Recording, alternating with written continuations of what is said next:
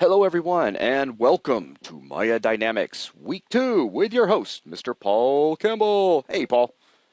Hi, how's it going, Jason? Thanks for opening us up. It's going pretty good. Thank you very much. Also joining us, we have the lovely Nina Covington. Hello. And with that, we shall hand it over to Mr. Campbell. Excellent, excellent. Well, welcome to week 2, and I hope that you guys had a good time exploring the work with your cameras and going and finding yourself some creative clips, some inspiring camera moves to work through. And I did have someone's question forwarded on to me here just recently, and I will respond. I'll respond to your question after class. Someone was having issues with trying to aim your. I'll do a quick short answer. The question was, why can't I get my camera and aim to work on a path when I'm on an animation curve?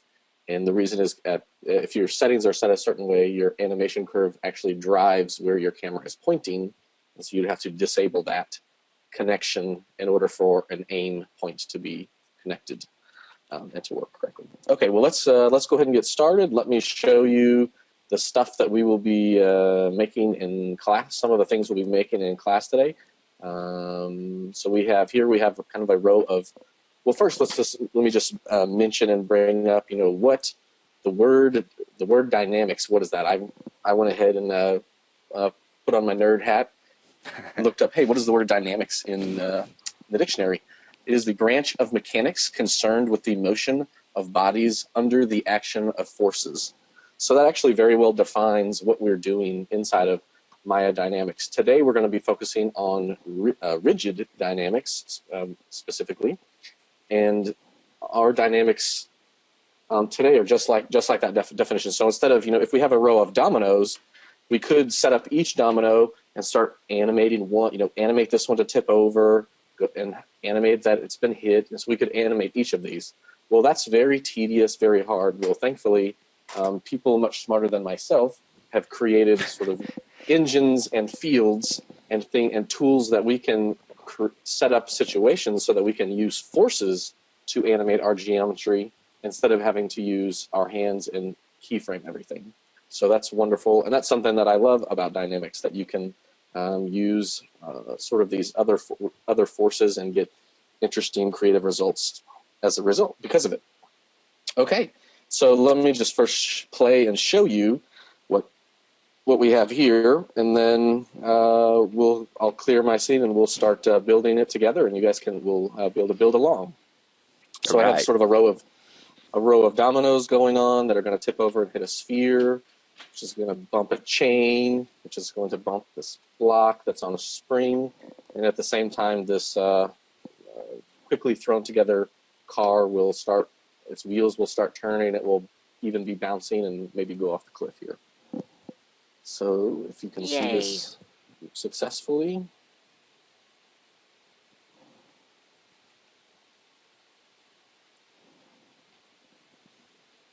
So all of this was accomplished without keyframing anything. It's all done using forces and gravity. So yeah, let me clear my scene. So of course, if you don't have a fresh scene of Maya up, go ahead and do it. I'll do the same, and let's start building this scene together and have you guys follow along. All right.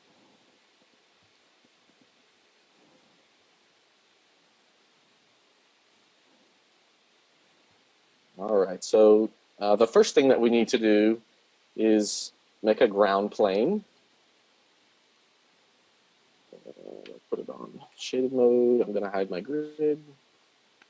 Display uncheck grid. Go ahead, Jason, if you're about to say something. Yeah, I was just going to say, for those of you that are following along, if you want to use BuzzNet, I'll go ahead and hit reset over there. You can click on the participate button, and then as you get each of these phases complete, just hit complete. That'd be fantastic. Excellent. Okay, so an easy way to sort of quickly model several dominoes is, of course, we'll just make our first one, make one general domino for ourselves. And then instead of duplicating them one at a time, we can go to Edit, Duplicate Special, and go to the option box. And here, I am in the Z, going positive in the Z direction to my screen left. I'm going to make 9 copies, and they're going to be 3 units apart. So I'm going to hit apply, and I should have a total of, whoa, I did that wrong. Whoops. We are in, oh, Z, my Z is not, that's X. So let me set that to 0. So for me, I'm Z3, and apply. Blammo. And I've got some dominoes. All right. And I will just scale up my ground.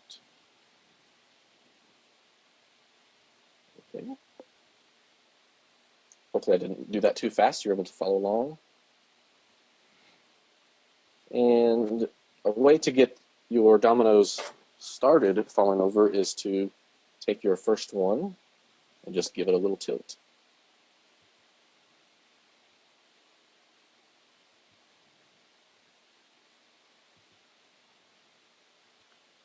Okay.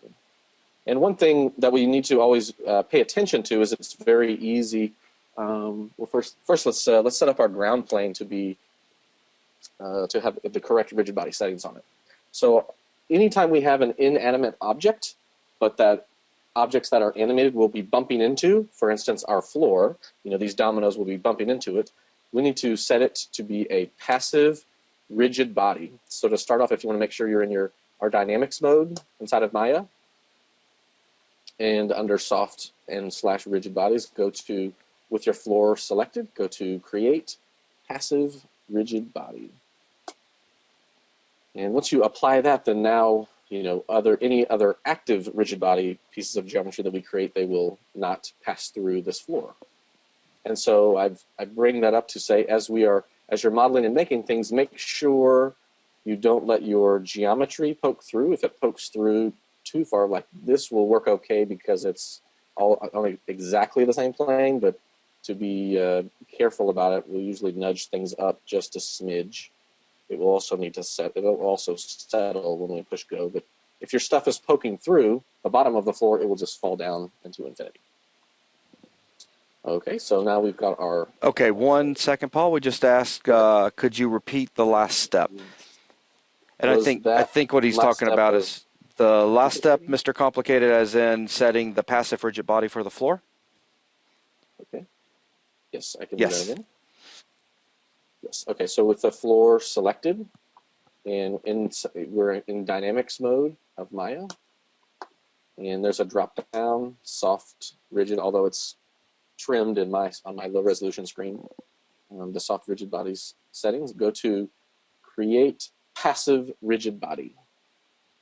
And that's what we do to the floor.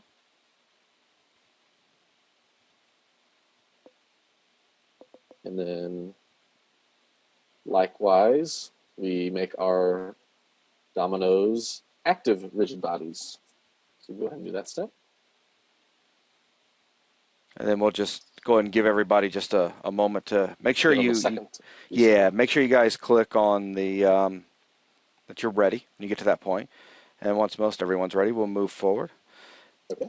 But yeah, just keep in mind, when you're setting things passive rigid body, imagine you had the inside of a house and you wanted items inside the house to react naturally to physics, being bumped, gravity pulling on it, etc. You'd want to put all of your walls as passive. We wouldn't want to start a simulation and have all of our walls from a house just fall through the floor. That'd be kind of weird. And then everything that's going to get bumped around or moved or influenced by forces such as gravity, those things will all be active. And that's why in this case here, all of the dominoes are active. They're going to actually physically be moved around. But active rigid bodies can interact with passive rigid bodies. And this is why our floor is remaining passive. We don't want it to get pulled by gravity, or better yet, have a domino hit it and give it some force and it starts flying away. Absolutely. Okay, looks like everybody's ready. Fantastic. Let's go. I'll just hit reset and let's continue forward. Excellent. Okay, so now that we've got our floor is passive and our dominoes are active, now we need to apply gravity to our active rigid bodies. And the way we do that is we select our dominoes, and as long as we're in dynamics mode, we should have a fields dropdown on the top of Maya. And from there, we simply just choose gravity and assign it. So we've now assigned gravity to all of those dominoes. And Maya also gives us a gravity icon, and it can live anywhere. So I'll usually just pull it up and let it hang out at the top of my scene so I can access it anytime I need to. And we do have a really good question that just came in. Okay. I'll go ahead and insert it real quick. Chris asks, how can you double check if something is set to passive, active, or has no dynamic settings at all? Right, very good question. So I'll just choose my first domino. And if you go to your attribute editor, for me, I can hit Control A. And so we have a bunch of tabs for all of the, I guess if you will, modifiers that are attached to your piece of geometry. And you'll notice my third tab over, I have rigid body there. So that's telling me that there is a rigid body assigned to this piece of geometry, to this domino. And likewise, I can check the floor, and it's also a rigid body, but it doesn't. The way that you know if it's active or passive is that these settings are all grayed out. So if it's passive, these things will not be available. There's no damping, there's no spin, there's no all of these things will be off right there. Whereas if we have a active rigid body, those things will be available. And another quick way, I'll just throw in, because obviously there's so many different ways to check things. If you jump back over into just the channel box, and then from over in the channel box, if I'll do that when we get there. There we go. And then, if you scroll down over here, you'll immediately see a rigid body being tied to it. And then here's one way to check about the active and all. You just got to dig down to it. If you scroll down, you'll see active right there. Up just a little, and almost, wait, down just a little, almost. Active, yep. off. And so this is where you'll be able to. That's a more specific, direct answer. Thank you, Jason. Yeah. Oh, no problem. I just wanted to throw out there that that's just another place, because they're, again, you can check these nodes all over. And obviously, if that's there and it's a Boolean, an on/off with a 1 or a 0, that means we should be able to change it. So now we've set it to being active from being passive, and then if we set it back to 0 again, it should be off. Which the nice thing about that is you can animate that as well. So you can have something act in an animation as passive all the way up to a particular point, and then switch it over. And I found in the past with some of the heavier dynamic scenes I've worked on that by animating that, it keeps it out of, it's still being solved, but it's not being solved as active, so it's a lot less involvement on the solver. I've actually found that to be helpful. Excellent. Very good, very good. All right, to keep on moving. Okay, now, so let's go ahead and select all of our active rigid bodies. And we're going to apply, I'm sorry. We have already applied gravity. In my mind, I was back one more step. Okay, so now that we have gravity applied to it, let's set our frame range to something like 300. And if we click on, if you can see where my mouse is, we have animation preferences. So something in general that we need to have set when we're working on, and I've forgotten to mention this. So this is called a simulation. When we're working with these forces, we're simulating something, and your results can be different. But the way that a simulation works is what happens, on frame 60 is dependent on what has happened on frame 40. So we have to tell it to play every frame. You can go sometimes to real time, but it's best if you're set to play every frame in your animation preferences. So it will calculate all the steps and not skip any, and you get wrong results.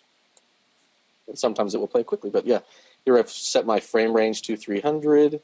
Rewound. Let's push play, and you should have dominoes falling. So if everyone can give us a word that they're this far along, I'd like to know that everyone's successful. Very good, guys. Yeah, just check on green. All right, fantastic. Everybody's with us. Awesome. Excellent. Very good. Okay. So let's just add, one thing that we can do when we have an existing gravity field is we can add more geometry under that force to be affected by that force. So let's make a sphere.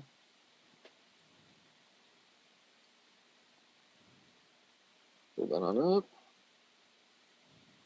And make sure it's not poking through the floor. And let's make it a rigid body.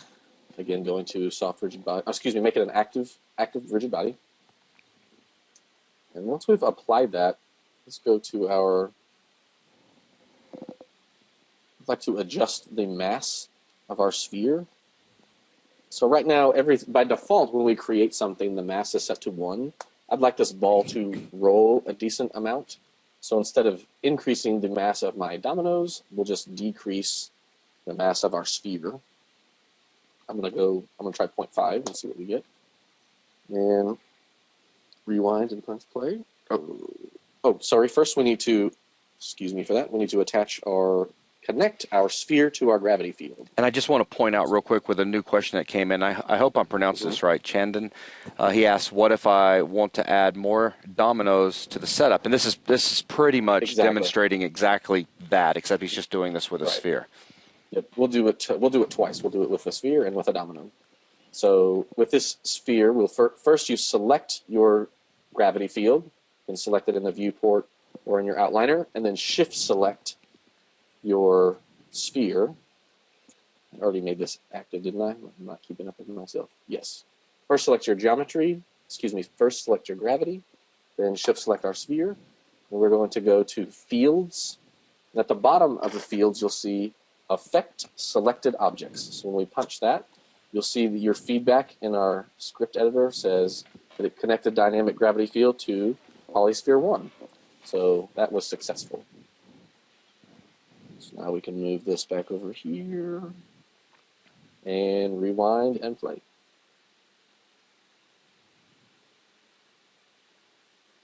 And you can see that it skids, it slides along, and then just falls right off the edge. Falls forever. So likewise, you can do this. You can do the same thing if you want to make another domino and connect it. You would just use that sphere. No one needs me to do this again, but I will really quick. So we select our gravity, shift select, soft rigid body, fields, affect selected objects, play mode. So now we got a big domino there. Okay. Moving right along. And no questions there, right? Everyone's good to go here. Jonathan asks, could you just duplicate a domino? Let's try and see what happens. So I'll move this over, grab a domino, Control D to duplicate, and drag it over. What do we get? So it's got rigid body associated with it. It looks like everything came over. Let's try it out. Push and play. No. Yeah, and here's one of the interesting things. Now, if we try a different type of duplication where we make sure we've got all input connections, and you guys, including you, Paul, if I absolutely say something that's absolutely ridiculously wrong in Maya, forgive me, because it has been years since I've touched it, unfortunately. Though the good thing is, other than improving the systems, a lot of these systems are still the same. So let's see. Duplicate special. So I guess up under there, is there a, because even that's different than it used to be. Input graph? Yeah, input graph. We would definitely want to make. Usually does it. Or what do we say, input connections? I'm not sure which. Yeah, do input connections. Off the top of my head. Okay, let's try that. So we'll say. Because we don't want to actually duplicate all the other nodes as well. Right. Excuse me. Apply. So I duplicated it with input connections. And can I move it? Can't move it. So it might. With input connections, so let's try the other one. one. It might actually won't graph. Okay, I think I. Hello? Did I get rid of it? Yes. Okay. So now let's try it with input graph instead. And apply. And move it over. Nope. So I guess you cannot, unless there's another way of adjusting that input, it's not duplicating correctly for me. That's something I can investigate and see if there's a solution for that. My in the distant reaches of my memory, something says you can. I just haven't haven't done it. Yes, we should be able to. We just have to know how. That's right. I love that answer, and I'm standing by it. If Maya can do all of these fancy things, I'm sure it can duplicate with that's right. fields and things. That we just have to go discover it. So that's something I can write down and go look at. Okay. Close.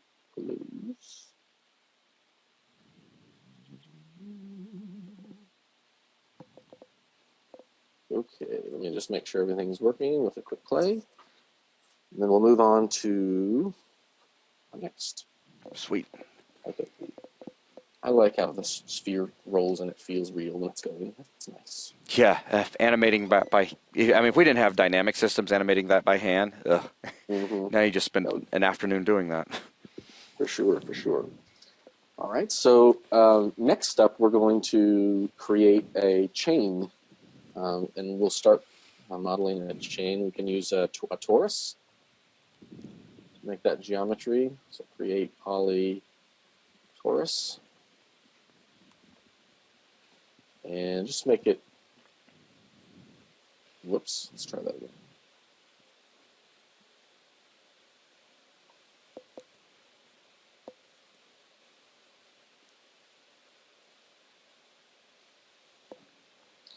Make it so that the hole in the center is big enough that you could put 2 chains inside of this, if you know what I'm saying.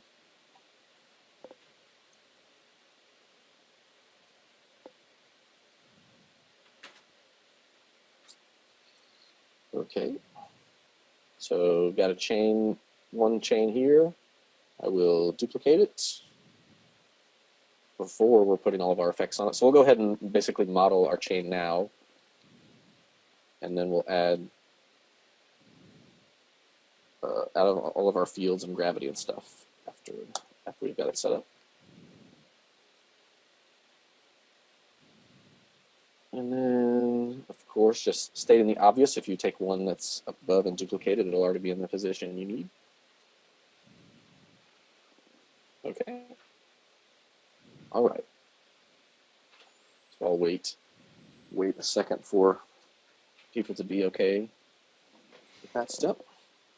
Yeah, I'll go ahead and reset you guys. So if you just want to hit that you're ready to go, that'd be fantastic. Okay. Just a couple more people. Sure.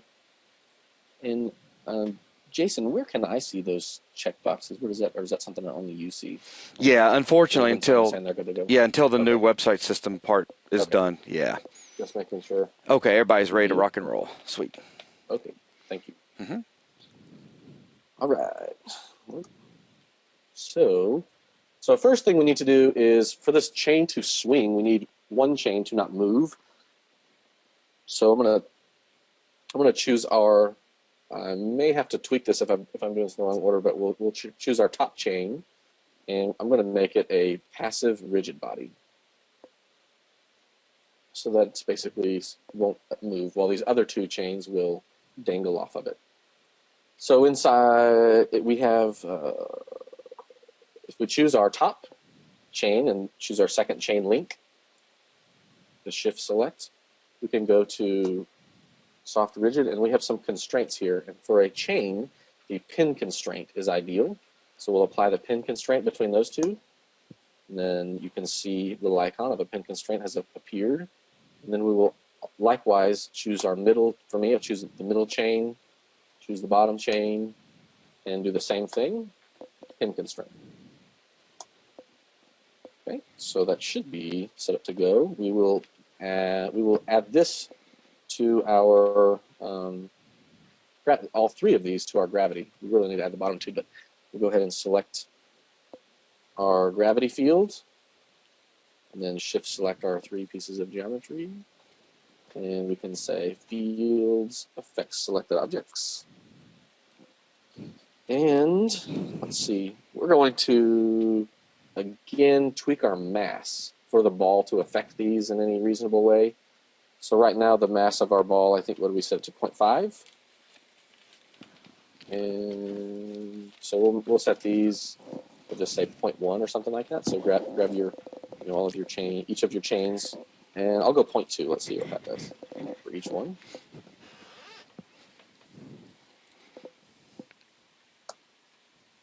This last one shouldn't matter since it's passive. Excuse me. All right, so go ahead and give a rewind, and let's see what this does. Wonder, you know what? I think we've last. I think well, let's just watch it because I think we've got one more thing to do. But let's just watch it and see what happens. Oh, we're good to go. Excellent. So one thing that the pin constraint step did is it not only did it constrain them, but it also applied the active rigid body to it. We didn't have to tell it that. And Mr. Complicated asked a great question. That is, and why not using a simple collision instead of using constraints?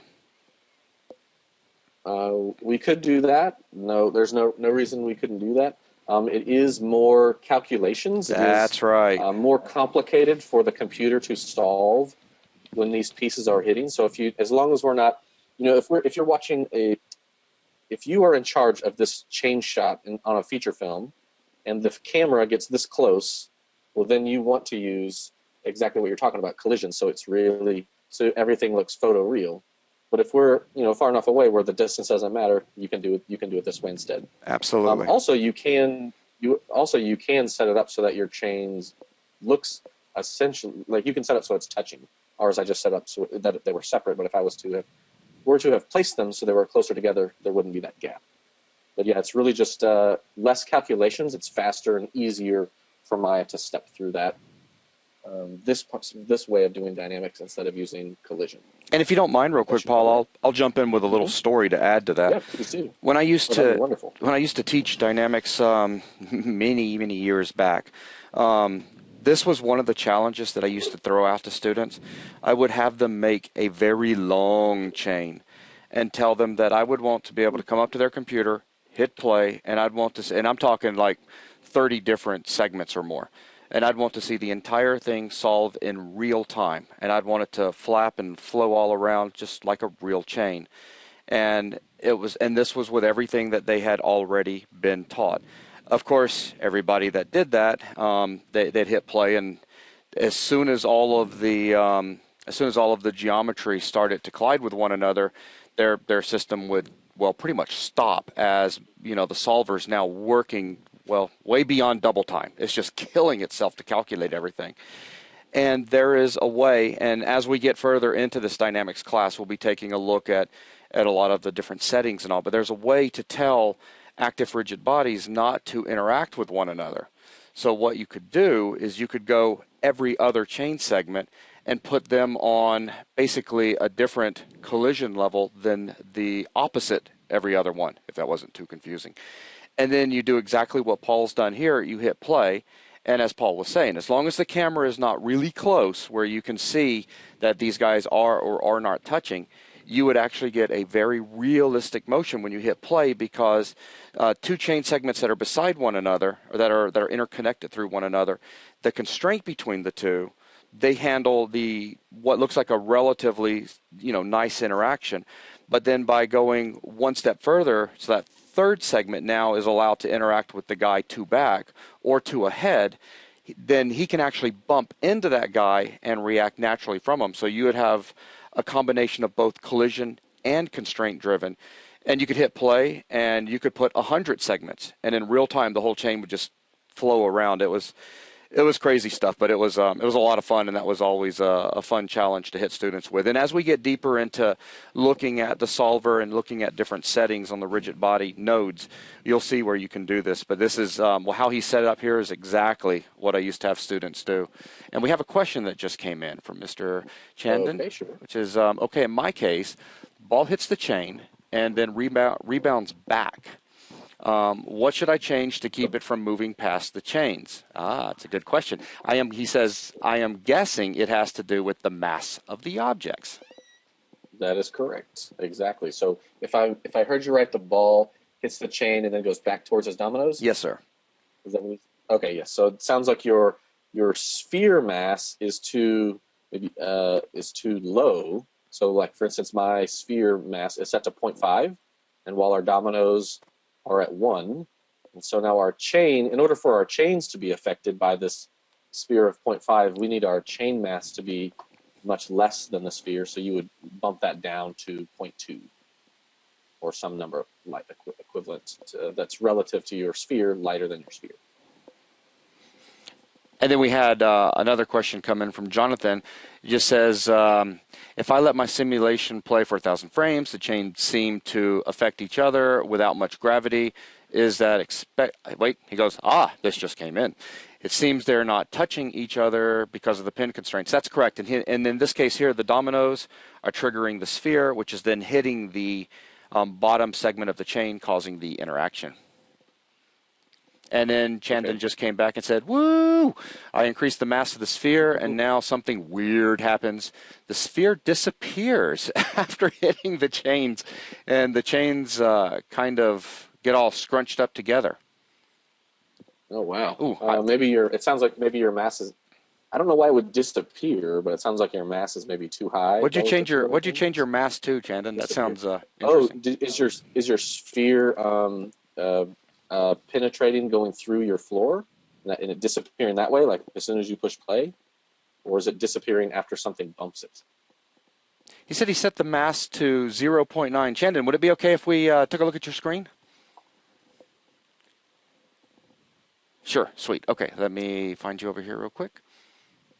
And here we go, Paul. So we shall make him presenter.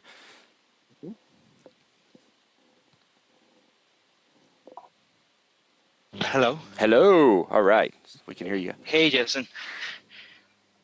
I just get rid of this, yeah. Can you see the screen now? Yes, we can. All right, so yeah, this is basically what's happening. I'll show you the playblast.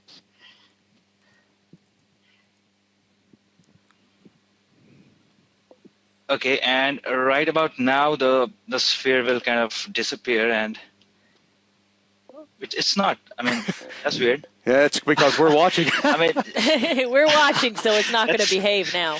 You're making that's it all up. Really weird because Here's my levels question. Around when the sphere actually. Is there a possibility that when you had started playing, that you had not rewound all the way? Yes. I don't think so. Yeah. This is what happened. Okay, now we've got some weird stuff. What version? You're using 2013? Yeah, that's right. Okay. They broke it between 2012 and 2013. The end. Yeah. That's what it looks like, honestly. That's very interesting. Man, nothing's obviously nothing's interpenetrating with the floor because the simulation worked just fine a second ago. And your settings are on play every frame, right? Yeah, that's right. Okay. Yeah, that might be something wonky with 2013. I myself have not moved on to that version yet. Is there a possibility? Is there a possibility it could be something to do with my system because I'm kind of on an older laptop right now and it's not as powerful? So no, that shouldn't. It shouldn't because make a difference. Yeah, that's the key with play every frame. Even if you're on a slow system, the idea is that it doesn't advance frame until every single thing has been calculated based on the frame previous. So even if it's a really slow system, that should work just fine. Go ahead and I'm you know what I mean. There's no point messing over it. When I'm looking at your display, it says that it's still playing, but yet your time isn't changing. It's stuck on. Yeah, it's kind of frozen now. So. Oh. Hit escape. Will that? Yeah. Hit it twice. Yeah, it's back now. Okay, one more try. Take this really close to your chain just to make sure, see if there's any funkiness going on. That's reasonable. Okay. Well, try it out again. Let's see. Yeah, just try playing it again.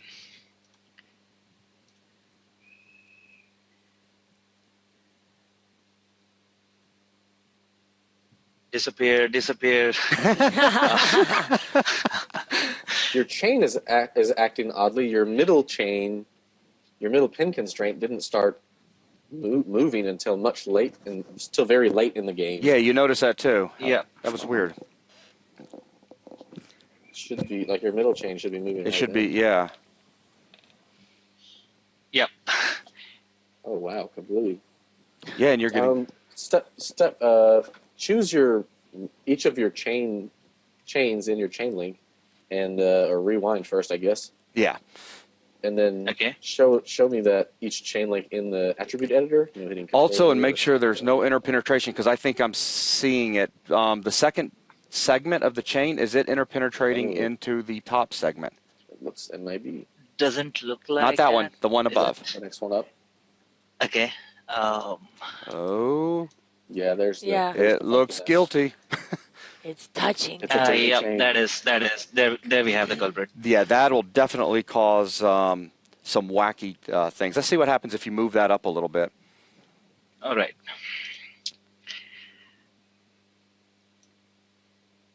That fine? Yep, that's perfect. All right, let's check it out again. There we go, much A quicker. lot better. Yes, that looks fair. Yeah, that second chain started moving right away this time. Yep. Sure, that's all it, I guess then. Excellent. Very good. Okay, thank you, sir. Awesome. And Thanks, Jason. You bet. And Chris. Nope, Paul, but you're close. That's all right. No, sorry, Paul. No I was problem. kind of nervous, being on screen with so many people watching. No. Okay, so we're going to switch back over to Paul now. So here we go, sir. Sounds great. All right. And thank you very much, Mr. Chandon. And all right, so we're back to you now. Excellent. No other questions? Move right along. Okay. Other than Jonathan said, "Ooh, remove the pin constraints." Cool. Nice. Until you try Okay, 50 segments. Okay, sorry, Paul. Go ahead. No, it's all good. Okay, so let's add one more different kind of constraint to show what it does. I'm going to make my floor a little longer, and we're going to apply the spring constraint to some geometry. So I'll make one more cube. I'm going to make like a square domino, if you will, to distinguish it from the others. And I'm going to duplicate it. Give it something for our spring to hang on to.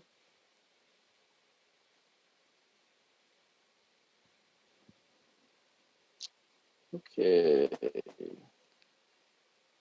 So if you have your two pieces of geometry made here, you'll select your top one and bottom. Well, first we're going to select our top one. I'm going to set it to passive rigid body, so it doesn't go anywhere. So we have something to hang our spring from. And then we're going to shift select our second piece of geometry. And we're going to apply the spring constraint. So the spring constraint is good for, it kind of is suggested actually even in the Maya docs for, if you have someone bungee jumping or something like that, but this is good to use here. So we'll add that.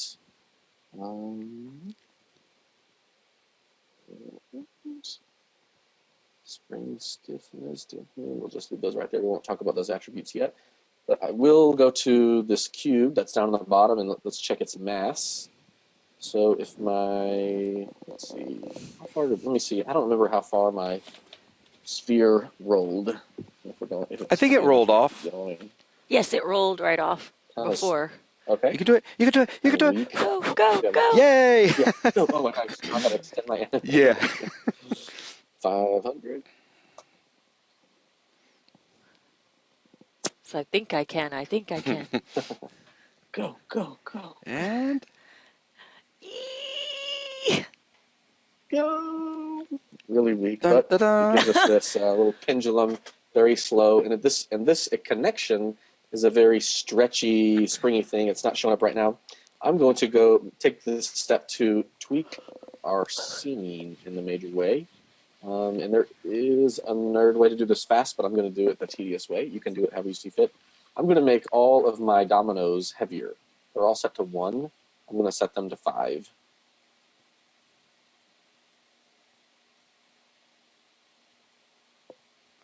And while Paul is doing that, I happened to look over at BuzzNet and saw Mr. Complicated said grams, kilograms, pounds as far as mass goes. Ooh, I don't remember. I was going to say, I don't know the answer to that off the top of my head. I know that our scene, like by default, Maya is in centimeters as far as scale goes, but as far as mass goes, I don't know. And NATO says mass isn't weight. Mass is mass. /science. I don't know /science. We do have, like our, this doesn't help answer the question because I need to go look that up, but our gravity is set to sort of the real world setting of 9.8. 9.8, yeah. And then in the real one, there's more, it's like 9.76, blah, blah, blah, blah. I guess they rounded up to 9.8. But you can adjust that, if you want, you can adjust this to affect your scene. If you're trying to accomplish something like, oh, I've got some things falling, I need them to fall faster, you can crank up the gravity if need be, if that solves your problem. Okay, now with all of my Dominoes mass set to 5, let's see what that does to the sphere, if it gives us a little bit more juice.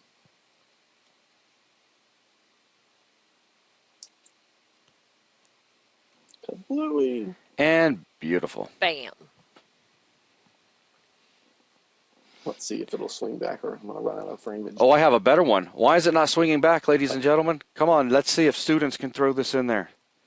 Yes, answer. Too slow. Hey, all right, NATO got it. No gravity. We need gravity. Very good. James, you were close. NATO Very beat you good. by just a hair.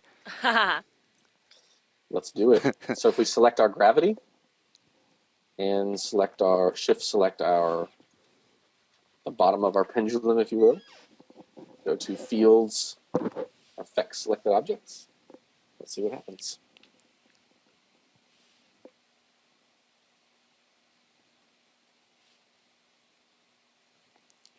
Ooh. Now it barely moves. Oh, no. Oh, There no. it Wait, young. And then this comes I'm into so happy. the spring settings. Yep. Exactly. I'm gonna extend a little bit and rewind. And let's play around with our spring settings. And Chris asks, can you make the mass dependent on the size of the object? I guess yes. I mean, you could do that. You would have to set up some custom controls on your own of where you were, looking up what your, like if it was a sphere, what your diameter was or something like this, and you could tie that into your mass within an expression. You could absolutely do that. You could drive the mass number by the size. Yep, and someone even answered. Shandon knew an expression could be used for certain.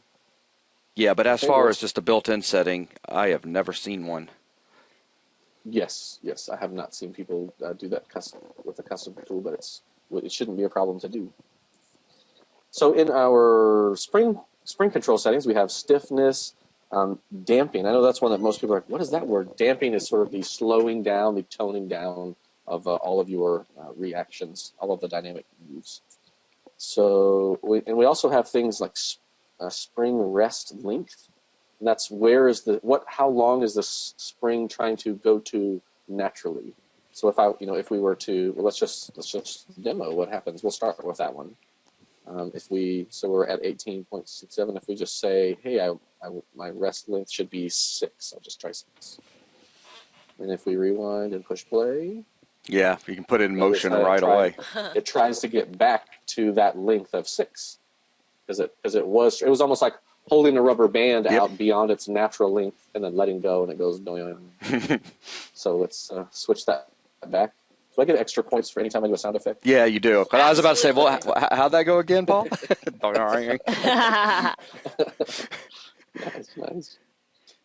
Okay, so and then we have stiffness. Let's turn that down and see if that lets him swing around a little bit more. So I'll take it from 5 to 2. Let's see what we get. And while this is playing through, Mr. Complicated said over in BuzzNet, actually the top part in my case is coming down. How to fix that? Well, think about what's active and what's passive. Exactly. And remember to check your channel box. The guy that you don't want to move needs to be, everyone, quick, over in BuzzNet. The guy that does not need to be moved. Oh, he said thanks, so I guess he already got it. Not active. Yeah, very good answer. That works. Or AKA passive. That's right, or AKA passive. Very good. Very good.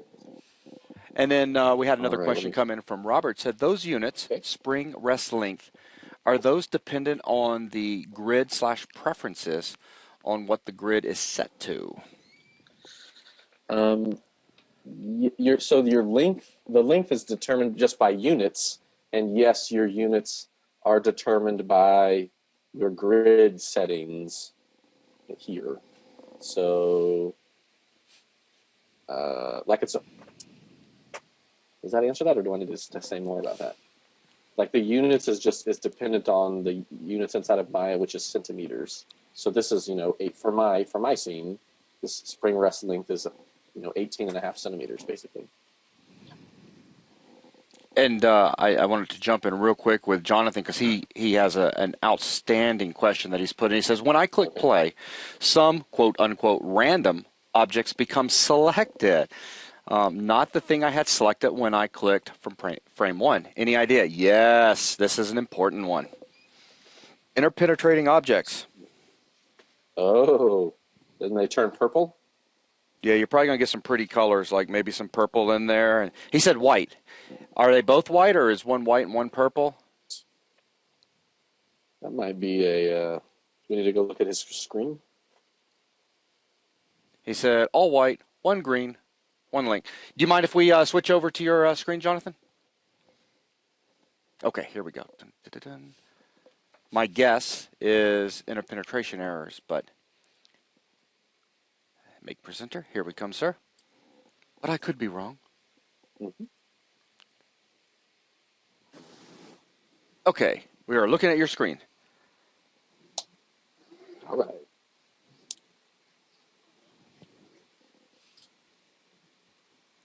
Whoa.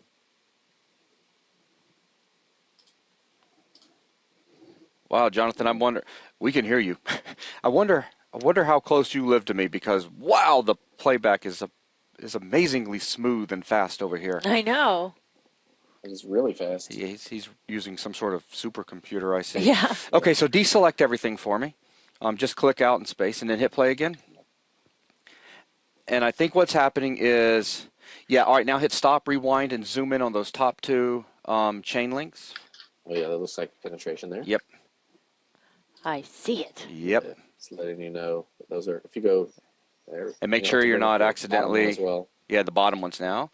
And then, beautiful. Now let's zoom back out and hit play. Your domino that was screen right, is it pushing through the floor or is it okay? Because it was turning, I was just wondering because it was turning white. Okay, just not. Give it a shot. Much better. Very good. Fantastic. Yep, that's exactly what it was. But it was an outstanding question that, for those of you that have never worked with Maya Dynamics before, you need to be aware of. If you hit play and suddenly things start selecting and you're like, what's going on? I did not select that. Just keep in mind that's what is happening is the solver is selecting those to say, hey, these two guys or even more are interpenetrating with one another. And as soon as that happens, the solver is going to bog down horridly. And often bad things start to happen. So keep that in mind. So excellent question, sir. Okay, we're going to go Thank you very much. You're welcome, sir. So we're going to go ahead and switch back over to you, Paul.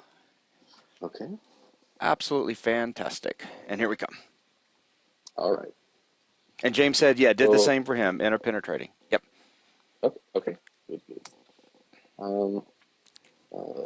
So I was thinking now would actually be a good time to, I don't know if we maybe, to just kind of let people play for a minute, let them kind of cut around, make more shapes, make different dominoes, make a triangle or a pyramid and let things bump into it and see what happens. Well, here, I got a really good one for you. Make a very quick bowling alley. Not the whole thing, just, use a cylinder. And if you know how to pull some points off, yeah, Mr. Complicated, we're going to take a break while we do this, so we'll be very efficient with time. But see if you can make a group of pins, and then have a ball, give a ball a forward motion, and smack into them, and see if you can get a realistic simulation. That's always a fun one. So what I'm going to do is I'm going to go ahead and hit pause. And for those of you that also need to stand up and stretch, now's a good time for it. Otherwise, I'm going to hit reset. And then when you guys have something built, go ahead and put completed on there so we can look at screens. All right, so we're pausing video now, zooming. And we are now back, everyone. So at this point, everyone, we've got a couple of people that have now completed something. And we just took a look at Mr. Complicated. Unfortunately, for those of you that are watching this video later, you missed that at the moment. But it was a lot of fun. He's still working on it, so there's nothing dynamics to really look at the moment other than the ball moving. Now, Jono UK has marked his as ready, and he is the last person to have spoke over in BuzzNet with saying the word sweet. Do you have something we can look at, Jono, if we switch over to you? Or was he saying, he said, yep. Great, yeah, let's do it. He said, yep-ish. Okay, so let's see. Yep-ish. Which one is, all right, what's your actual name? I wish this thing would show usernames. It would make life so much easier. I just need to, or raise your hand over in the. Yes, raise your hand. Yeah, click the little raise hand thingy-majiggy over in the webinar, so I'll know it's you, Jono. Maybe. So I'm now giving control. I'm not seeing him yet. Somebody. As a prank, everyone raised their hand. No, do not do that. Jono, raise your hand over there, or tell me your real name. Unfortunately, the webinar system gives me only real names, and all right. Well, raise hand stolen. Aha, John. Oh, I had thought that was him. I should have known better. Look at that. All right, so here we go. Him. Oh, of course, raise hand stolen because you're now over on the presenter side. I'm sorry, sir. That's my bad. So let's go ahead and switch back over to you. Oh, yeah, that was totally my bad. Okay. Whoa. Fantastic. Yes. Creative. Awesome. Outstanding. All right, what you got when you hit play?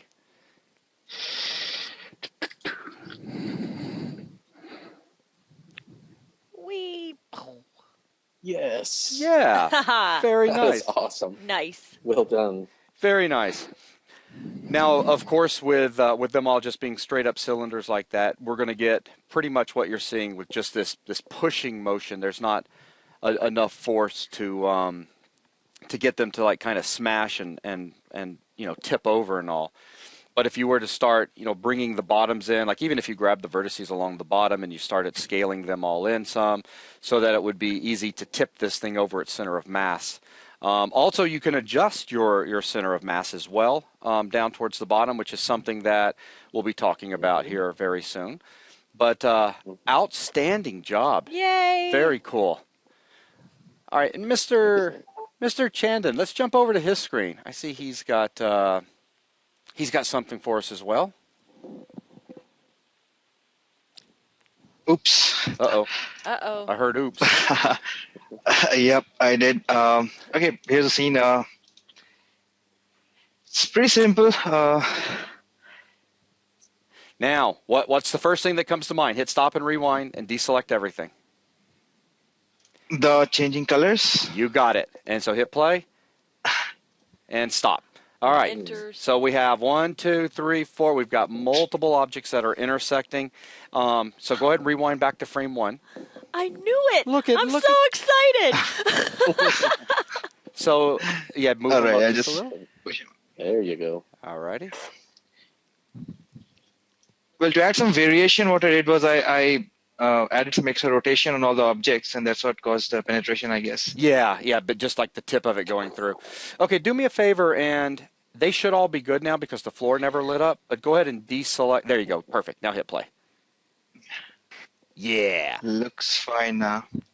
Now I had a little question here because I didn't really know what force to apply on the ball so that it moves forward. Mm-hmm. So what I did in this case was applied a gravity with a field with a direction pointing in this direction. Creative. Very creative. Nice work. So obviously, I cover that. We'll cover that when we come back to my screen here in just a moment. Great, awesome, fantastic, good job, man, very good. Okay, so let's go ahead and switch back over to Mr. Paul's screen. Let's see.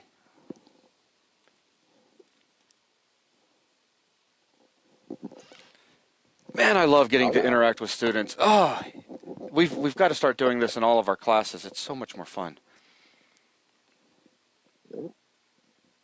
Here we go. Okay, so just like the question that Chandon asked there is, hey, how can I get something moving in a way without using gravity negatives? That was a very creative solution. I really liked how you resolved that. That was excellent. So we'll start with just my sphere here. Let me check my mass. So I'll leave my mass at the default at 1 for now. And we have a couple of things that we can look through that will help things change. There's impulse position, impulse, spin impulse. And then down here we have things like initial spin. We have initial velocity. So we could do, in my scene, this would be a negative z direction to go for the sphere to go screen right. So I would go over here and I could say -2. And let's see if I've seen that correctly. Push play. And there it just has been pushed. And you'll notice that let's see if I don't have gravity on the guy. I think I need to add him to the gravity selection. So I'll do that. Fields, add selected objects. Line. Let's see what happens with that. Initial velocity push. And so it just got a little nudge, and now it just kind of barely keeps rolling. So that's one way that you can get something going, is with an initial velocity. There's also initial spin. So I'll turn my velocity back down to 0, and I'll go to initial spin, and let's do something bigger, -9, and hopefully we'll see it skid and peel out. And if it's, I don't know if that means it's going to spin left and right. If I should be spinning, I think I should be spinning on the x-axis. Let's change that. Let's see if I'm getting that right. I don't know. I could be getting this wrong. Let's try it out. 1, 2, 3, play. The initial spin wasn't enough. Let's make it a lot.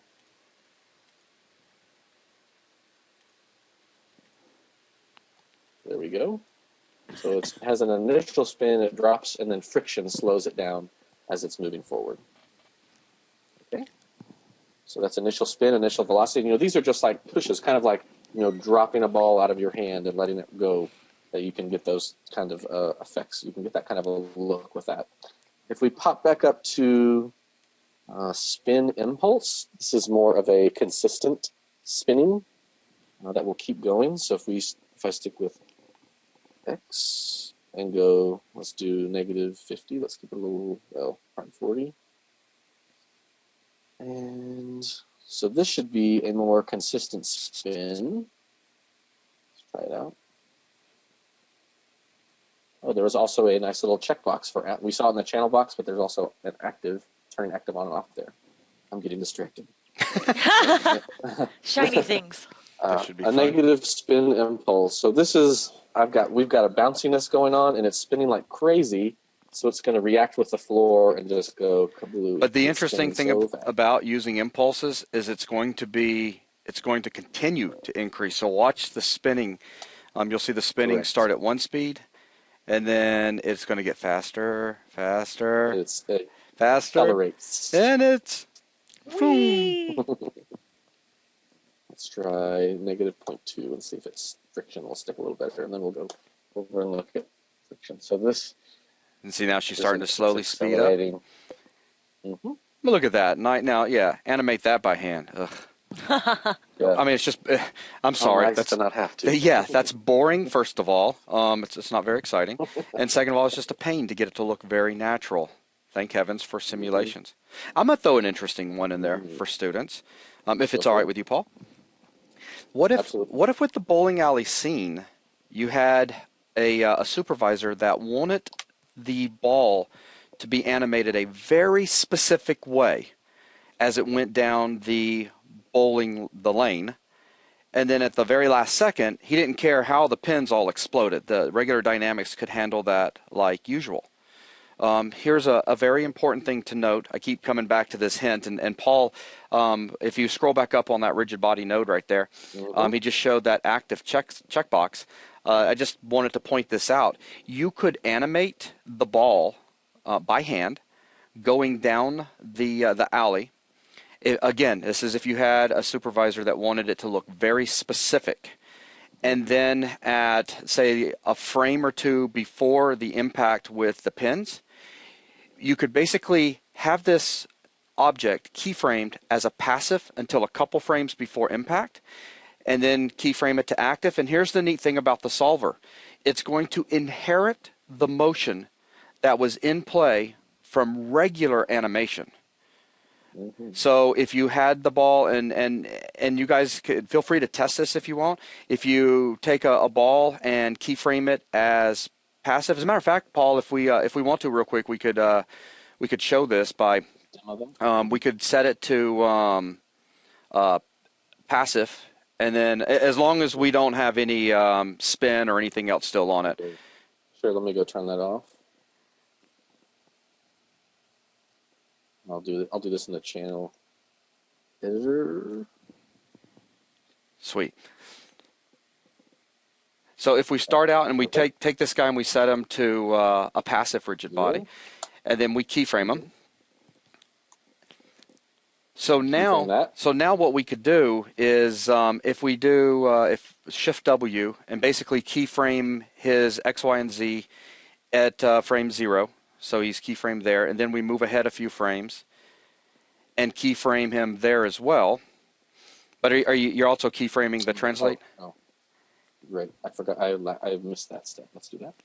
So yeah, if we just select those three and right-click key select it. Does that take? And then I wasn't that's a really good thing to point out. The color coding's going to be overridden by the yellow, showing that there are connections that are driving it, even though right now they're not really driving it because it's passive. So you won't see the keyframing there, but you should see it in the timeline. So then if we move forward like Paul is doing here and keyframe it at another point in time, but now at that same point, let's go ahead and switch it from active to passive and key that. So I will key it one more time off and then go forward one frame. Actually, I think right there, if you just key it on. Just key it on. Just key it on right there. Okay. And then let's see what that does if we rewind and hit play. Okay, let's see. 1, 2, 3. And so she's going forward. It should start rolling. And then drops it. Oh, because of my the curves were. The curves has it, kind of slowing down. But you saw how it had just a little bit of forward motion on it. Let's try that again. And I go, yeah.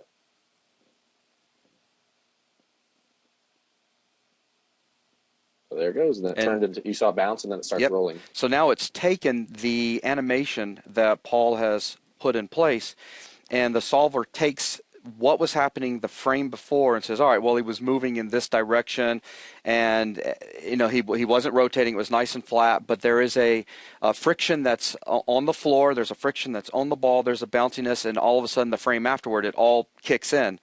Actually, there's a little bit of rotation on it. But so I just thought that would be nice to point out, because that is something that I've used in the past in actual projects when working with animations. It's when you have a supervisor, director, or somebody who wants a very specific animation that leads up to a dynamic simulation. It's just keep in mind that your objects, when going from passive to active, will inherit whatever animation that you put on it to begin with. So just one extra little tidbit. Thank you for that, Jason. That was great. Oh, thank you very much, sir. Yay! And Paul, you might you may have seen it, but just in case you didn't, Jono said, "This class is awesome!" Yay! Well, thank you very much, Jonathan. That's awesome. Dynamics is so much fun. Good. For sure. All right, well, let's talk over a few more attributes that we have going on, and we'll play with this our other sphere. to explore these other attributes. So I'm going to go into here where I like to be. So we have static friction and dynamic friction. So if you can kind of derive what those mean just from their names, but static friction is how much friction is there while I'm sitting stationary and for something to get me moving, while dynamic friction is how much friction do I have while I'm in motion. So if we were to, crank up our static friction, let's go to like 5 or something like this. Let's see. Well, let me undo and let's first see what it looks like without any changes. Okay. So you can see that it slides, and then it bumped into our box here at the end. Okay, so let's change our static friction to 5, which is much larger, and see what happens. So that really slowed it down, and you could see how sticky, that domino kind of crawled up the back of the ball. It was so sticky, almost like this was my son came home from Halloween last night with a sticky eyeball that he threw on the wall, and it just glued and oozed down the wall with its stickiness. Nice. And essentially, this domino just did the same thing by kind of grabbing on and sticking to the ball and flipping around. So nice. That eyeball is awesome. We had a lot of fun with that. Oh, I bet. Okay, so that's our static friction. I'll pull that back down again, just to see we can see the difference. We'll go for dynamic and see what that does. We'll again crank that up to 5. Give it a whirl. So one of the ways I used to tell students to remember this was that static friction is setting a property that will determine how much force is required on a stationary object to get it moving. So it's kind of just how much it's gripping it in place. And then dynamic friction is now once our object is moving, static friction is kind of out of the key and it's now up to dynamic friction. And dynamic friction kind of describes the surface in which the object is traveling over, or how that surface is going to interact with the surface that it's going over. Is it going to, get slowed down real quickly, or is it going to be able to skate like ice for ever and ever and ever? Right. So yeah, just out of curiosity, if you take dynamic friction up to let's say 20, okay, and give that a shot. Let's give it a whirl.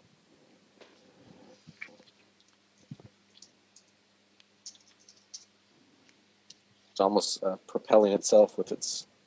Yeah. So it just wants to keep spinning. I am going to go. He's just determined. Whoa, that was abnormal. Which this is a good time to point this out too. Another thing to keep in mind is always try to avoid, and that wasn't necessarily a huge number, but when working with Maya Dynamics, always try to avoid large, crazy numbers. Yes. It is one way to get the solver to explode. So in general, dynamics have a scale associated with them. So that is an issue if you're working in a scene that's huge, your dynamics will act differently than if you're in a scene that's so small. So yeah, so that's static and dynamic friction. We'll move along. Bounciness is self-explanatory, but we will let's go ahead and play with it. Oh, that's a little. You're sending that to the moon. So it just starts bouncing because it's been dropped.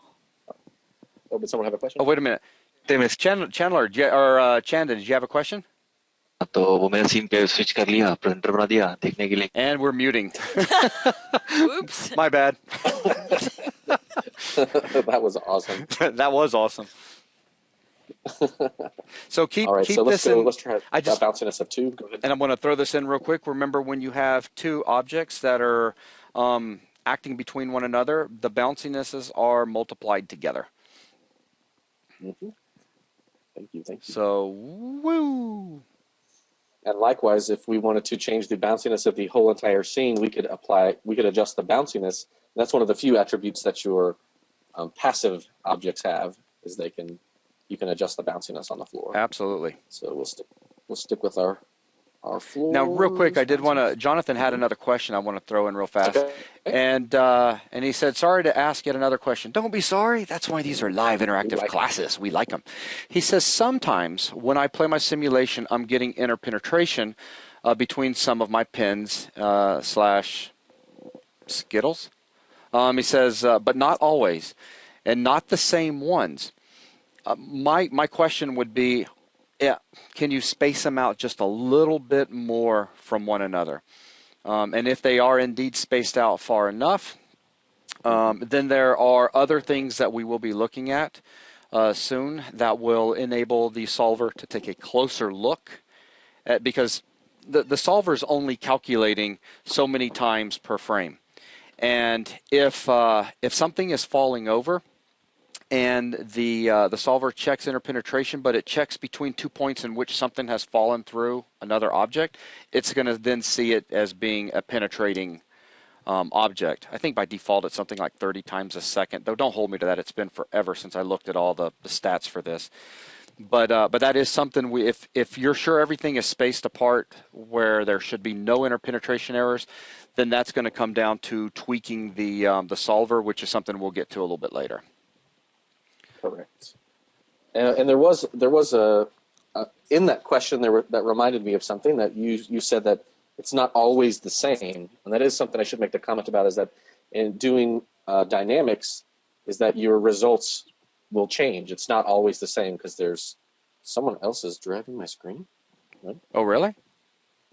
Oh, hang on. Maybe my mouse was just magically sliding. Hang on 1 second. I wonder if...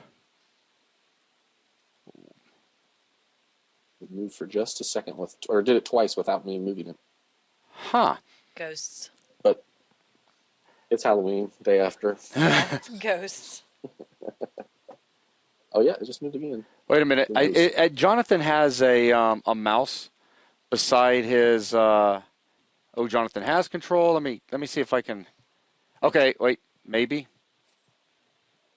that'll work. Jonathan has a grayed out mouse cursor beside his name, which I've never seen that before, so I don't know if that's something with... Yeah, that's... Interesting. Yeah, it is interesting. Well, we'll keep trucking. Okie dokie. All right. Yes. So we've got the sphere. Let's just bring up. So we saw the results of bounciness, and then let's see the results at damping. Next, so we'll turn this back down to 0.6. And if we bump up damping, we'll see what it does things. So notice how it kind of puts the brakes on and almost a stiffening up of the dynamics. Since that 3 is pretty high, we pull it back down so you can see kind of an in-between setting. Let's just try 1. And let me remind you guys that, or let me just add in, dampening is your best friend when it comes to dynamic simulations. Mm-hmm. And it is something that can also be animated. Sculpt the animation. Absolutely.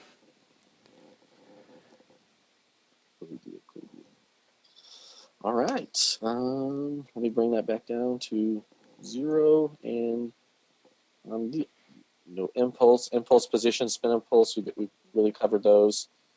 We talked about these: initial position, initial orientation, initial velocity. All these things I think are self-explanatory. Feel free to play around with those to adjust your animation as you need. But let's do one more fun. Let's build one more fun item. All right. So we are going to make a car with wheels. So let's I'm going to delete that guy. And let's just make a box, or a rectangle, if you will.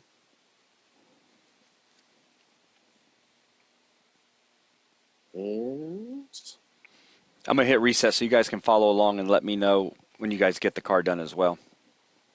Yes, that would be great. And then we'll make cylinders. Or someone else made my mouse go again. Hey, up in the... Let me check it out. Yeah, I saw a second ago Chandler had said, or Chandon, sorry about that, had said that at the top of the mouse icon in the column header, it says attendees who can take control. I saw that. I can't, it won't let me. Oh, yes. See if you can turn it off since you. Okay, I'll try to uncheck. Oh, very good. All right, there now. You go. Thank you very much, sir. Did now, I change it? Yep, you changed it. Okay, what did it do on yours? Just go ungrayed or yeah, something? Yeah, it's completely gone. There's no mouse at all. Okay, good. You two were joined at the hip for a moment. John and I were getting to know each other pretty well. There you go. Apparently so. Okay. Yes, so let's make some wheels with the cylinder.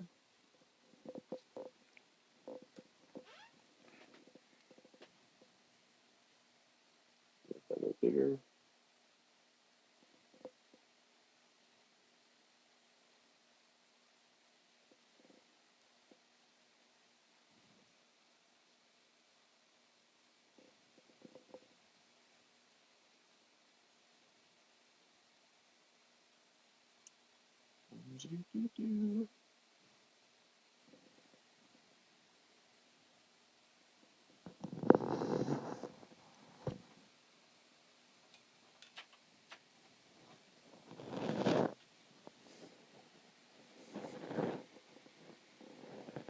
So I guess we will be smart to get a hand raise when everyone's ready for us to move on past this step, I guess. Yeah, so when you guys have this put together, no interpenetrating wheels. Over in the BuzzNet, just make sure you say that you're ready. Okay, so we'll give you guys just a minute. Mm-hmm. Okay, we've got one, couple more to go. And while you guys are working on that, maybe you can listen / I can pull up some images to show you to talk about our homework while that's happening. Or should I, if it's a bad idea for me to do this while they're working at the same time, yeah, me down well, and I can repeat it. Yeah, well, yeah, because we'll end up having to repeat it. We'll just give them a second. Okay, we'll just wait. That sounds great. Do that. So as a matter of fact, I'll do this. I'll hit pause. Go ahead and we're now resumed. All right, so everybody should have the frame of a car now. Excellent. A very simple car. Okay, well, we are going to use a hinge constraint to connect our wheels to our car body. So I'm going to move to wireframe to help me out with doing these selections. So what we do is, I believe the order is we select the body, shift select one wheel. We can only do one at a time. And under soft and rigid, go to hinge constraint, but let's hit the option box. And what we need to determine is what axis our wheel will be spinning on. And so according to my GUI here, the red axis is my X. So I will set that to 1. I've got that right. And if I hit apply, nope, I believe that's wrong. That is wrong for me. Maybe I need to go back to, let's try that again. Let's try Z. I thought that what I had was right, but let's try Z. Why? Why are they all spinning in the same direction? No.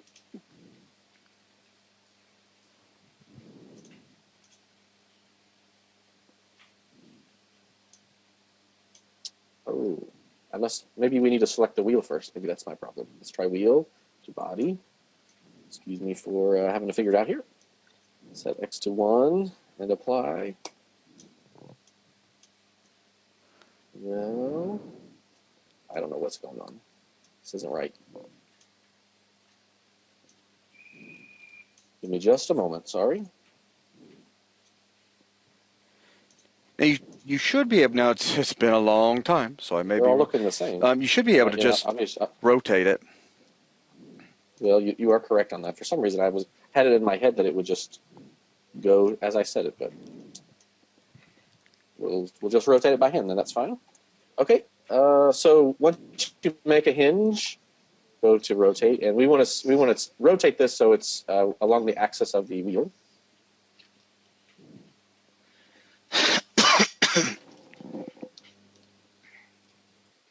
And want to snap it, and I don't remember the keystroke off the top of my head. I know X snaps to the grid, but there's also a snap to points. V, is it? Choose it up in the GUI. V, that sounds right. Let's try that out. So I'll switch to move, hold down V. Yep, that's the ticket. Hooray. Excellent. Surprised I remember that. So, what I was about to say, that was impressive. Nice work. Well, thank you, sir. Okay, so let's create that hinge constraint for all the rest of our wheels.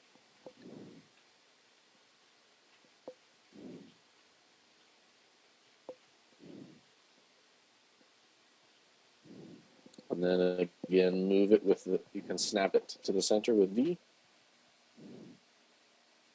You have to hold it down.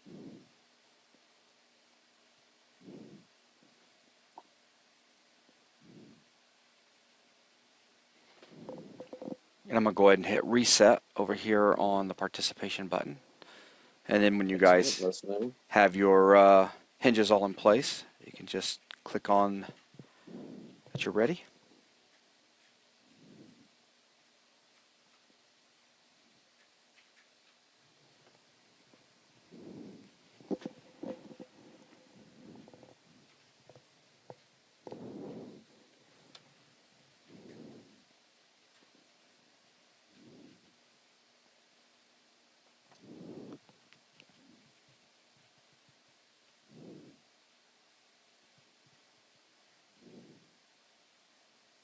Looks like my car. Well, there are some of those, box cars that have been around really, for truly. What a is it, while. the Cube or something? I don't know. Not a fan, but that's just me. No. I like curves. I think it's a Honda I don't know. The Honda Element is an example. Isn't that, yeah. One thing I'd like to point out real quick as Paul is selecting these, if you take a look over in his attribute editor, if you recall, when he created the geometry, he never went in and set any sort of rigid body on these whatsoever. When you take two pieces of geometry and you constrain them, the rigid bodies get added in automatically. So I just wanted to point that out. Exactly. Thank you for that. Mm-hmm. Well, I like someone's comment from earlier that says deleting preferences is one which solves 99 problems. That was great. That is, yeah, very true. Okay. So, yes, as we mentioned, these are already active rigid bodies. We'll go ahead and associate our gravity with it. Is it already associated with that?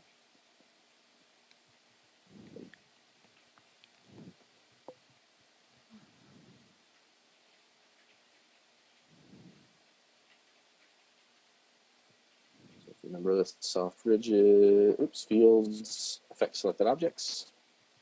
So that's there. Okay, now let's go to our rigid settings on each of these. And this is where it gets a little fun because it starts off in a very wild state. If we put on, let's do like an impulse, a spin impulse. I believe we'll do that in X. So for each wheel, let's change two things. For each wheel, let's change bounciness to 0, and put spin impulse. Let's try 1 to start.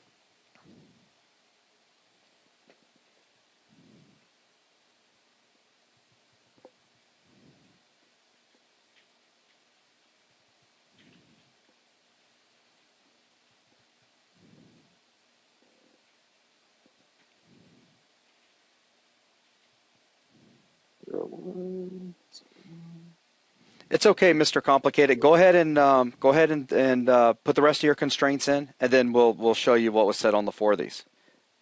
You're good, sir.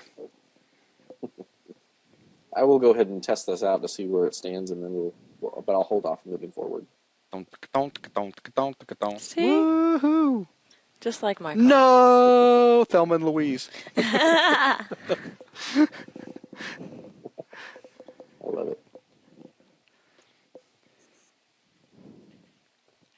Yeah, so basically what you're looking at right here is the honest-to-God story or animatic for Thelma and Louise, the very end. It's the car they used.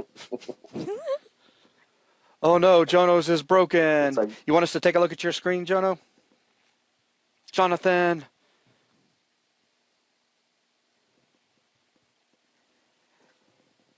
All right, Okay, let's do it. let's go ahead and switch over to Mr. Jonathan's screen. Here we come in 3, 2, 1. Only if he promises not to steal my mouse. Okay, what you got going? Let's see. Well, it just kind of doesn't go anywhere. Got Okay, stuck. let's. It looks like your gravity has not been connected to your wheels, possibly. So let's select your gravity, and then shift select each of your wheels. And fields add selected. Let's try it again. Oh, it says already connected. The other thing that I saw right off the bat was the one wheel wasn't the spinning. one wheel wasn't spinning. One in the back. Yeah, that doesn't guy. have the settings on it, the spin settings on it. About 0 spin It 1. actually does. Rewind and push play again. Why wouldn't that one move? Ooh, It moved for a second and stopped. Somehow. it did move for a second. Yeah, can you swing around to it and let's see where the hinge is in relation to it? Ah, the hinge is off see. from the center. The pivot. Come here, you. V. Very good, Nina. Yay! She's going to be awesome with Maya having never even I touched know. it. Okay, so that's step 1. Let's see. Go to smooth mode so we can check see how it looks. It's not poking through the floor or anything like that, right? So what about the let's see, static friction down on the floor. That's good. That's good. Does it touch? It doesn't look like it's touching the floor for some reason. Like it's not getting dropped. I would have thought the gravity would have dropped it. Do we need to put gravity on the body? I don't know that I did that. No, we shouldn't have to. Yeah, I didn't think so.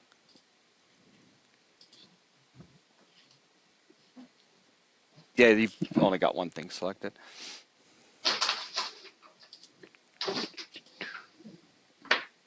looking at my scene to see what's different.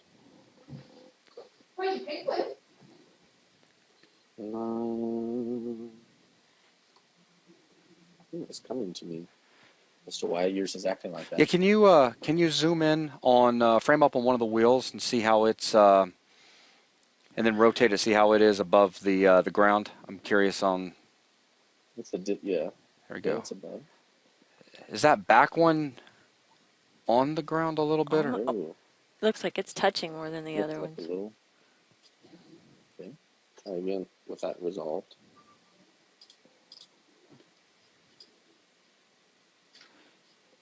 Yeah, the It interest. just doesn't look like it's even dropping. Yeah, it doesn't exactly. If you rewind, put us down where we can see the space between the wheels and the floor, and then Perfect. rewind. Yeah, right there. Like that. Now rewind and play again. Only Yeah, one wheel is dropping with gravity. It's like the other ones aren't attached. Right. So If you raise that wheel to be nearly even with the others, will everything else go? Or what happens? Okay, that's the only one. yeah, moving. I'm thinking the other wheels are not attached to gravity. Okay. That's my guess. Like if you select, yeah, just try it again. Yeah, there you go. Yeah, even just one at a time. It says That one already connected to gravity. It says it's already connected. Yeah. It's okay. I'll just recreate it. I think I did the hinge things wrong. Okay. All right. Sorry we weren't able to help you out on that. That's cool. Yeah, if you do solve what it is, if you don't mind, let me know over on the side in the webinar thing. Thank you very much, sir. Thank you. All right, switching back over to you, Paul. All right. Yeah, Show three my of screen. those guys were not responding properly to gravity. Oh, yes, correct. And I was expecting, the body to move, like for that one wheel to move, but the body to not. That seemed odd.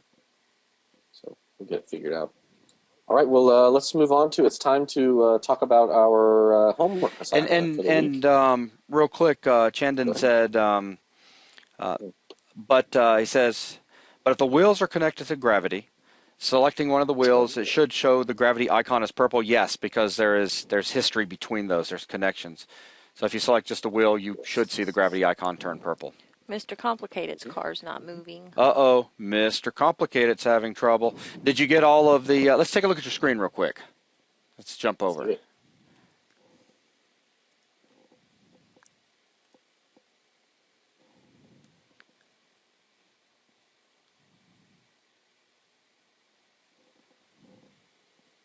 Can you see me? Yes, we can. Can you hear me first? Yep, we can hear you and see you. Can you? Awesome. Okay, here's the issue. So running, and I had initial spin, and somehow you see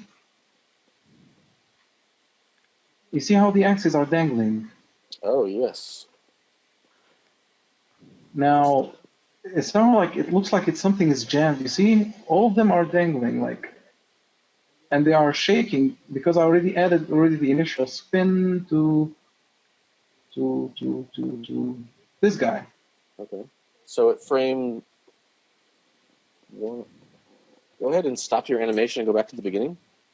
Yep, done. Okay, and then so yes, we need to. Okay, now they're all straight. Mm-hmm. Can you? Let me think about it. Do they have any connection with their position? I'm talking about the axes themselves, whether they are inside or outside or. No, as long as they're right along where those vertices are in the center of the wheel, they can be. You can pull them, outside of the wheel, and they'll still work. Okay, so they just take the mathematical vector of them. Anyway. Right, yeah. It's an imaginary line that just goes forever. Yeah. Is your... And you see, it's almost like shaking when I drag it. Yeah, but sorry, Jason. I was going to ask, Paul, your body, your car body, the square, is it a... Mr. Complicated, let me get you to select your body, the box. This one? Yeah, that one. Yeah. Is that is yours a passive or active rigid body? Oh, that would active? Be. Yeah, let's make that passive. Oh, passive. Okay. Now. Well, no, mine's active. Yeah, I would think it would have to be. Sorry. Yeah, it would need to be an active. Yeah, I've actually made them. Well, actually, I made it passive. Right now, the axes are not dangling anymore, somehow. But the car isn't moving. No, actually, there's one. Here's one. Is like, well, let me stop right there. You see this one? Yeah. Yeah, go ahead and rewind back to 0, so that'll put it back nice and straight. There we go. And did you put your body back to active again? Yeah, make your body back active. Very good. Activated. Yep. So all of your hinges are bending like that. What happens if we just delete one of your hinge constraints and recreate it? Like this. Let's see. And it was selecting the body first, right? Didn't you? I think you changed it to wheel. Yeah, I think it ended up being wheel to body. Try that out. So actually, so the body first and then the wheel, right? Other way around. Other way. Wheel first and then the body. Yes. Mm-hmm. Okay, and hinge constraint. I will leave it to be like on the X. And again, I've got to get it back to its normal position. So somehow I'll get it like 90. And I've actually, as you can see here, I zeroed out all the rotations except for the axis which I'm hunting for. Ooh. Okay, come back. All right. And snap it to snap it. Hold out to V. Yeah, this is important. Actually, snap V. it. Yeah, with V. Yeah, there we go. Yeah, thanks. Yeah, okay, snapped. Now I'm curious if you hit play, will that one dangle or? Oh well, actually, how about this? Let's actually make this guy have a spin. Okay. So 0.5, and let's give it a try.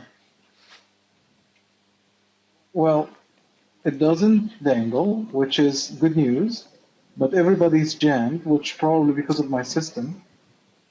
So in order not to bother you anymore, guys, probably I will have to recreate the whole thing again, well, just probably with the snapping on. do this. Yeah. It won't take you but a minute. We'll switch back over to Paul's screen, but what I want you to do is kill out the other 3 constraints and then recreate them with selecting wheel first, then car body, and then make sure to point snap them to the center of each wheel.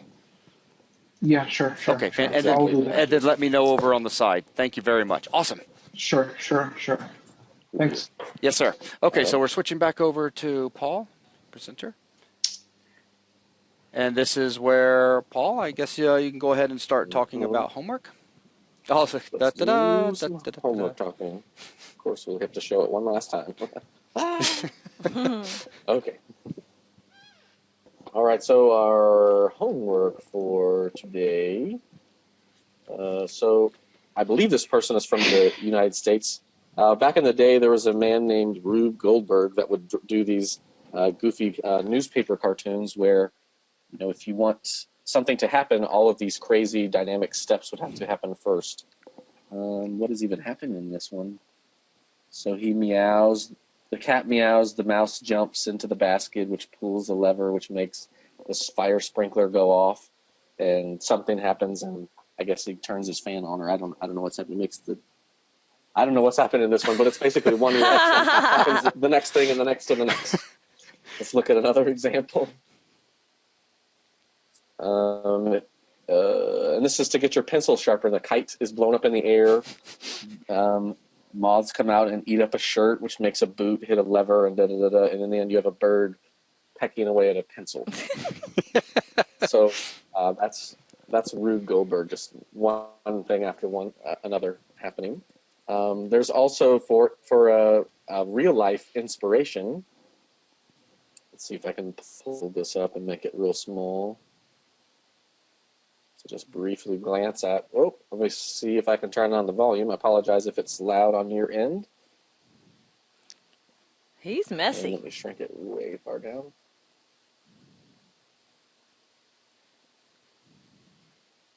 Is that coming through at a reasonable rate? I turn it down. No. I think close enough to see what's going on. Yeah, this is a group called OK Go. They have a music video called "This Too Shall Pass," and at the end of the video, you can see the team of people that it took to make this music video happening of just one thing kicking off another thing. So reminds me of a scene from the Goonies. For inspiration. Oh yes. The gate opening. Yeah. And I'm reminded of Back to the Future and Doc's. Oh yeah. Oh yeah. I haven't seen that in forever. So your assignment is to take your newfound skills and to just kind of make one thing after the other, bump something else to make something else fall, and to make a play blast, much like last class, of said animation. So your play blast is under window. So that is the assignment. And NATO and Nina will work together and get the thread up with everything detailed out in it. Have fun with this, and write your questions down because I guarantee you're going to stumble into issues. Everyone always does when first getting into Maya Dynamics rigid bodies. It's just the way it goes. But don't forget some of those tricks that we talked about. Number one being to keyframe between passive and active. Is it active or not? Because when it's passive, there's a lot less calculations that's involved with it. So that's a really important one to remember. So the moment it needs to get involved in the simulation, about a frame or two before, then switch it. And also, it'll inherit any motion that you put on it yourself. So that's also important to remember.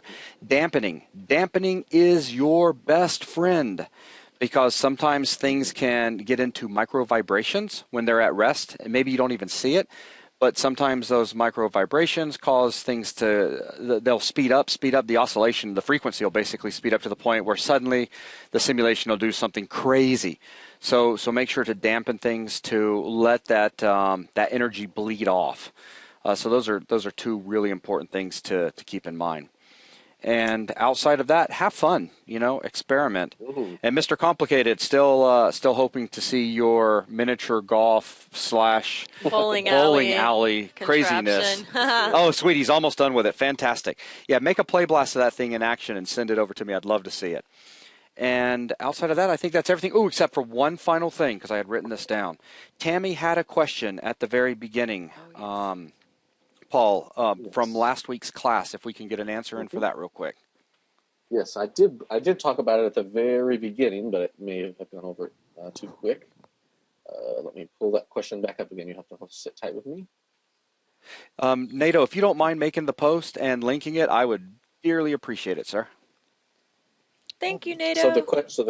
So her question was, how come I cannot attach an aim to a camera that is on a path? And the reason that you can't, when you attach a camera to a path, its aim is being driven by that path. So there's some connections that are created there, and you need to break those connections. And by break a connection, let's see if I can do this fast enough. I will try to be fast.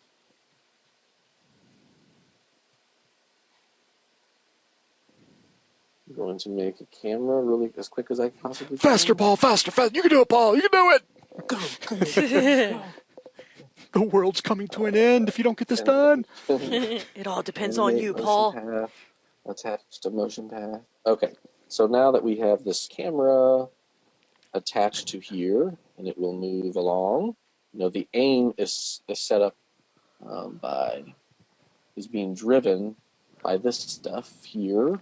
Where are we? Oh, I thought from memory that I was going to see something that would trigger me. This is where we need to break the connection, but it's not coming to me. I mean, when I'm glancing at this, maybe I need to be in the channel. Let's try that.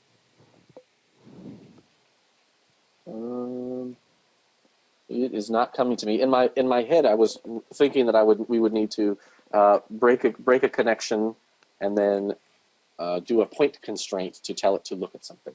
Since this is sort of more in depth, let me answer her question outside of that, and I can, I don't know, post a little video about it or something like that to get that answer. Yeah, that's fine. But yes, since it's more complicated. That's perfectly fine. All right, fantastic. Well, thank you very much, sir. And everyone, I'd like to thank you guys for joining us today.